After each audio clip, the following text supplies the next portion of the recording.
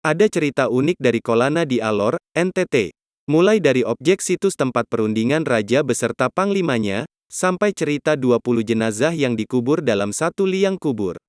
Alor tidak sekedar pantai indah saja, perjalanan menuju Alor tidak selalu berhubungan dengan wisata air dan bahari.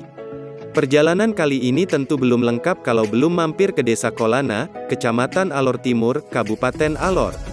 Desa ini tergolong unik menurut cerita. Dulunya desa ini merupakan daerah kerajaan dengan berbagai suku dan marga yang berbeda. Dari ujung selatan saja saya sudah menemukan tempat peristirahatan 20 jenazah suku Kailesa Tarabev, yang dibuat pada tanggal 15 Januari tahun 1928. Bayangkan saja bagaimana 20 jenazah dikubur menjadi satu. Ke utara lagi, saya sudah sampai di rumah warga yang dibuat dengan sangat tradisional asli Alor Timur. Tibalah saya di objek situs Mesbah Inukuapa, tempat perkumpulan atau rapat di bawah pohon beringin.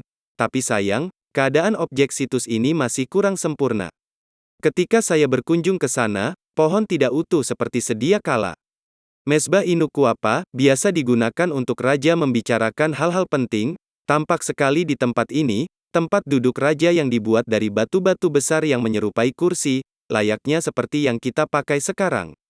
Di tepi dari Mesbah Inukuapa, ini juga terdapat tempat duduk, yang katanya merupakan tempat duduk panglima zaman dahulu kala.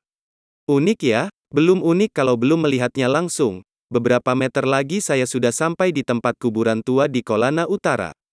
Tidak ada yang tampak luar biasa di sini. Luar biasanya mungkin karena ini salah satu tempat peristirahatan terakhir yang dibuat massal.